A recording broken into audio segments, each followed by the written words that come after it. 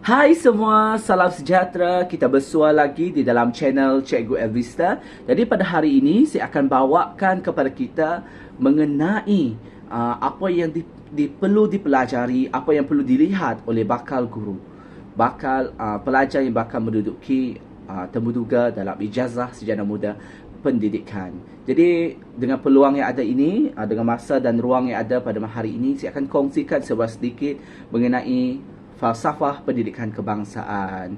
Jadi falsafah pendidikan kebangsaan ini telah diperkenalkan pada tahun 1996 oleh Kementerian Pendidikan.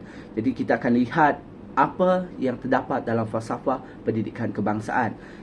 Falsafah pendidikan kebangsaan di negara kita ialah pendidikan di Malaysia ialah satu usaha berterusan ke arah lebih memperkembangkan lagi potensi individu secara menyeluruh dan bersepadu untuk melahirkan insan yang seimbang dan harmonis dari segi intelek, rohani, emosi dan jasmani berdasarkan kepercayaan dan kepatuhan kepada Tuhan.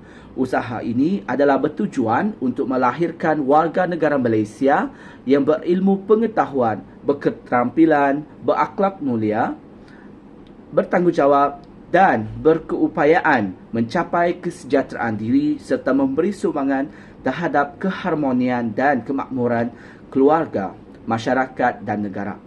Ini adalah falsafah pendidikan kebangsaan kita. Apabila kita melihat kepada term ada kata kunci yang penting di dalam falsafah pendidikan negara kita. Jadi yang pertama adalah satu usaha yang berterusan. Sistem pendidikan di negara kita merupakan satu usaha yang berterusan, di mana pendidikan merupakan proses pemerolehan dan pemindahan pengetahuan, nilai-nilai murni dan kemahiran. Proses pemulihan dan pemindahan ini berlangsung secara berterusan dalam diri seseorang sejak kecil hingga ke akhir hayat. Ini dikatakan bahawa satu usaha yang berterusan. Ianya tidak akan mati, tidak akan terputus di tengah jalan. Okey? Kenapa pendidikan dikatakan satu usaha yang berterusan? Hal ini kerana pendidikan ini akan kita pelajari secara formal dan tidak formal. Jadi, dia memang berterusan daripada kita kecil, daripada kita tak tahu membaca, kita telah belajar. Contoh, masa kecil kita belajar lebih kepada yang informal dan kita lebih belajar di rumah tentang informal. Tapi di dalam di sekolah kita belajar sesuatu yang formal. Okey? Jadi, pada peringkat awal, kanak-kanak menerima pendidikan asas di rumah. Ini seperti yang saya katakan tadi lah. Ada juga ibu bapa yang berkemampuan, mereka mampu untuk menghantar anak mereka ke taman asuhan ataupun tadika. Kanak-kanak belajar bertutur. Itu adalah permulaan frasa untuk kanak-kanak belajar sesuatu apabila mereka belajar bertutur, menerima bimbingan agama, asuhan budi pekerti yang baik, penjagaan kesihatan dan perkembangan fizikal. Itu adalah asas kepada anak-anak. Lepas tu pendidikan awal kanak-kanak sangat penting. Asas kepada sasiah mereka mula terbentuk. Jadi apabila mereka dihantar ke taman asuhan, ke sekolah, prasekolah, tadika, itu adalah asas sasiah, pembinaan sasiah. Jadi seterusnya kita lihat juga di dalam falsafah ini menyebut tentang perkembangan individu, perkembangan potensi individu. Jadi sejak lahir setiap individu memiliki pelbagai keupayaan dan bakat atau potensi. Jadi perkara ini yang ingin dikembangkan kerana setiap potensi boleh berkembang ke tahap yang cemerlang jika diberi peluang yang secukupnya. Ini adalah suatu yang pentinglah di mana falsafah pendidikan kebangsaan kita menekankan tentang perkembangan potensi individu itu yang perlu dibawa ke satu tahap yang tinggi, yang sangat cemerlang. Jadi yang seterusnya adalah perkembangan potensi secara menyeluruh dan bersepadu. Di sini kita ingin melihat bahawa perkembangan potensi itu menyeluruh dan bersepadu. Maksudnya bukan sahaja perkembangan dalam segi intelektual, emosi, rohani dan jasmani, tapi dalam semua perkara. Jadi di sini kita lihat setiap potensi dikembangkan harus dihubung kait atau diselaraskan dengan yang lain. Semua potensi perlu berkembang secara sepadu. Maksudnya bakat, kebolehan, keupayaan. Jeri ni tadi, jeri adalah jasmani, emosi, rohani, intelektual dan berpaksikan pada prinsip ketuhanan, iaitu kepercayaan. Jadi di sini kita dapat lihat bahawa perkembangan potensi secara menyeluruh bersepadu ini melebih kepada bakat, di mana yang jadi perkembangkan akan mencapai satu tahap yang cemerlang seperti yang saya katakan tadi. Jadi yang seterusnya adalah insan yang seimbang dan harmonis. Yang ini insan yang seimbang. Macam mana kita hendak melahirkan melalui falsafah pendidikan kebangsaan ini? Sekiranya kita ditanya apa tujuan falsafah pendidikan negara kebangsaan, ini yang boleh kita jawab. Kita ingin melahirkan insan yang seimbang dan harmonis. Bagaimana kita ingin menjadikan masyarakat itu ataupun pelajar itu seimbang? Jadi kita lihat seimbang itu sendiri membawa maksud memberikan tempat yang wajar dan adil kepada semua keperluan manusia. Ini maksud seimbang, di mana termasuklah pertumbuhan akal, rohani mereka, emosi dan jasmani secara sihat dan bersepadu. Harmonis sendiri telah membawa maksud keserasian dan kesesuaian antara unsur-unsur intelek, rohani, emosi dan jasmani dalam diri dalam diri manusia. Keadaan ini akan membawa kepada hubungan yang baik dan mesra sesama manusia, manusia dengan alam dan manusia dengan pencipta. Ini yang dimaksudkan dengan insan yang seimbang, di mana apabila kita melihat insan yang seimbang ini hendaklah memiliki dan menghayati ilmu pengetahuan. Itulah yang penting sebagai insan yang seimbang dan harmoni, hendaklah memiliki dan menghayati ilmu pengetahuan, berakhlak mulia, mempunyai kepercayaan dan keyakinan teguh kepada Tuhan. Okey? Jadi apabila kita daripada insan seimbang dan harmonis ini, kita beralih pula kepada kepercayaan dan kepatuhan kepada Tuhan. Jadi setiap daripada pelajar ataupun setiap daripada anak-anak murid kita mempunyai kepercayaan mereka tersendiri. Dan ciri-ciri individu yang mempercayai atau mematuhi Tuhan adalah mengetahui, dan mengaku tentang wujudnya pencipta. Mengaku bahawa manusia dan alam tidak terjadi dengan sendiri tetapi dijadikan oleh pencipta. Itu yang kita percaya. Itu adalah asas kepada kepercayaan dan kepatuhan kepada Tuhan. Seterusnya kita juga mengetahui bahawa hukum dan fenomena alam merupakan peraturan yang ditetapkan oleh pencipta. Yang ini memang kita tahu bahawa hukum dan alam ini adalah ditetapkan oleh pencipta. Selain daripada itu, hendaklah menyedari bahawa manusia dijadikan untuk memakmurkan alam. Itu kita sedar. Dan seterusnya, manusia bertanggungjawab sepenuhnya ke atas perbuatan. Apa yang kita lakukan di muka bumi itu adalah perbuatan kita. Itu yang kepercayaan kepada Tuhan. Dan di dalam falsafah pendidikan negara tadi, dia ada menyatakan unsur-unsur Jerry. Jadi apa itu unsur-unsur Jerry? Jadi unsur-unsur Jerry dia ada dia ada 4. Jadi unsur ini hendaklah seimbang dan bersepadu. Bagaimana untuk kita melahirkan, mewujudkan satu unsur ini, bukan satu unsur, keempat-empat unsur ini untuk menjadi seimbang dan sepadu. Dan pertama kali saya akan beritahu apa itu Jerry. Jerry adalah J bagi jasmani, E bagi emosi, R bagi rohani dan I bagi intelek. Apabila kita bercakap tentang unsur Jerry ini, dan sepatutnya kita melihat kepada apa impak unsur Jerry ini kepada program pendidikan negara kita, sistem pendidikan negara kita. Jadi sebagai seorang pendidik, kita harus tahu ini adalah peranan kita bagi mewujudkan satu impak ataupun memberikan satu tauladan bagaimana untuk mewujudkan budaya Jerry ini dalam kalangan pelajar. Jadi dalam falsafah pendidikan kebangsaan mempunyai 4 unsur, iaitu Jerry tadilah yang menjadi pengaruh dan untuk perkembangan dan pelaksanaan program pendidikan negara kita. Jadi setiap unsur itu mempunyai pengaruh yang jelas dilihat di dalam program tertentu, dan seringkali pula di antara unsur-unsur itu wujud bersama atau saling membantu. Jadi ianya melengkapi antara satu sama lain.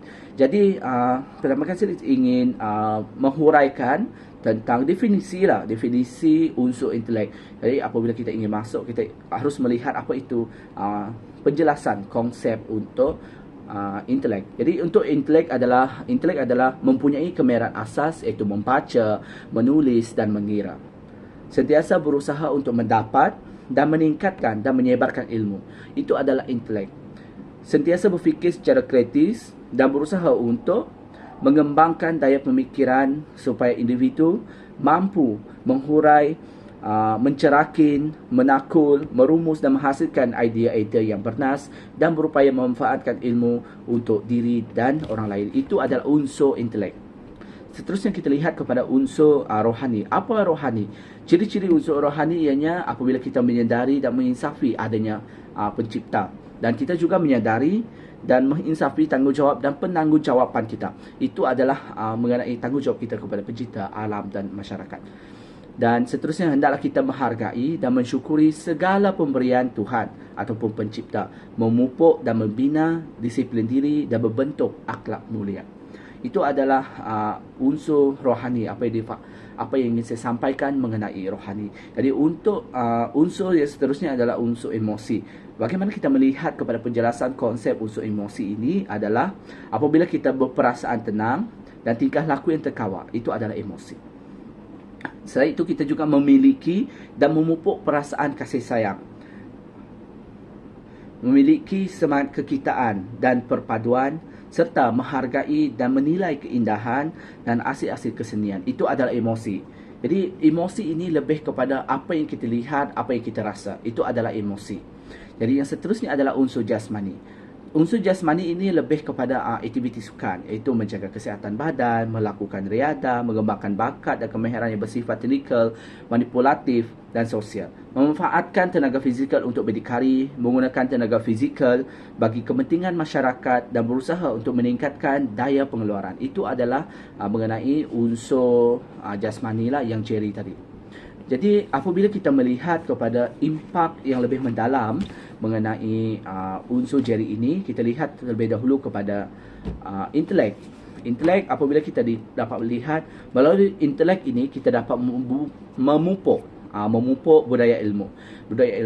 Intelek ini ilmu, intelek ilmu. Jadi ingat macam tu, bahawa budaya intelek ini adalah untuk memupuk budaya ilmu dan penekanan kepada pendidikan seumur hidup. Kenapa dikatakan pendidikan seumur hidup ataupun pendidikan sepanjang hayat? Itu adalah daripada kita lahir hinggalah kita ke tiang lahat. Itu dikatakan pendidikan seumur hidup. Pemupukan budaya membaca, belajar, berfikir, kreatif dan reflektif. Ini adalah bagaimana impak ini memberi kesan kepada pelajar. Seterusnya kita lihat pula kepada rohani. Rohani di mana kita melihat kepada penekanan kepada penerapan nilai-nilai murni merentasi kurikulum. Di mana dalam kurikulum kita hanya belajar, tapi yang ini kita melihat kepada merentasi kurikulum. Maksudnya keluar daripada konsep kurikulum. Kepentingan pengajaran dan pembelajaran pendidikan agama Islam dan moral merupakan teori ataupun amali. Yang ini juga membantu sebenarnya bagi kita mewujudkan unsur rohani dalam diri pelajar kita, dan juga untuk melihat bahawa kita di dalam falsafah pendidikan kebangsaan kita mempunyai tujuan yang jelas. Jadi ini yang menunjukkan bahawa falsafah pendidikan di negara kita adalah falsafah yang membantu pelajar, begitu. Jadi apabila seterusnya kita akan lihat kepada emosi. Di dalam emosi ianya lebih memberi penekanan kepada aspek bimbingan dan konseling. Jadi ini adalah aspek yang menasihati, pergaulan dengan orang lain. Seterusnya adalah budaya dan persekitaran yang penyayang. Penekanan kepada interaksi yang luas dalam kalangan pelajar melalui aktiviti kurikulum. Jadi melalui aktiviti sukan itu tadi, macam apa yang kita bincang mengenai sukan. Jadi melalui sukan itu akan lahirnya wujud emosi. Jadi iaitu yang akan mampu untuk mengeratkan ataupun mewujudkan interaksi antara pelajar. Kita beralih kepada unsur jasmani. Okey, untuk unsur jasmani seperti yang kita sedia maklum, jasmani mestilah mengenai sukan, olahraga, balapan, padang semua kan. Jadi unsur jasmani ini yang memberikan pentingan menjaga kesihatan, kekuatan fizikal dalam bidang dalam pendidikan jasmani. Itu wujudnya pendidikan jasmani sehingga ke hari ini. Pendidikan jasmani dan kesihatan ianya untuk menepati elemen ataupun unsur jasmani ini. Kepentingan menjaga kesihatan. Pelajar diajar untuk menjaga kesihatan dan gaya hidup sihat dalam pembelajaran kesihatan. Seterusnya menanam semangat perpaduan, persaingan sihat, mewujudkan persaingan sihat dalam kalangan pelajar. Apabila adanya belapan, contoh mereka berlawan, itu adalah persaingan sihat bagi mereka. dalam aktiviti sukan ataupun permainan lah, apa-apa sahaja yang melibatkan adanya perlawanan antara dua penjuru ataupun lebih. Dan antaranya kita beruntung kerana negara kita wujud sekolah sukan fokus untuk bukan saja fokus kepada sekolah sukan, tapi penekanan utama adalah untuk sukan. Hari kita bersyukur kerana kita ada sekolah sukan Bukit Jalil dan banyak lagi di dalam negara kita.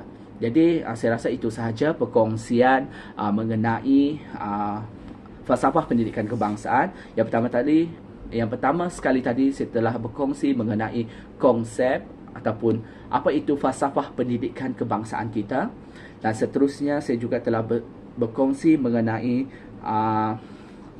konsep ataupun penjelasan konsep untuk Jerry. Lepas itu saya beri juga pendedahan mengenai impak unsur Jerry kepada murid-murid. Jadi sekiranya ada apa-apa persoalan dalam apa-apa soalan yang ingin kamu ajukan, kamu boleh pergi komen. Dan jangan lupa juga subscribe, like dan share video ini sekiranya memberi manfaat kepada anda semua. Terima kasih. Bye.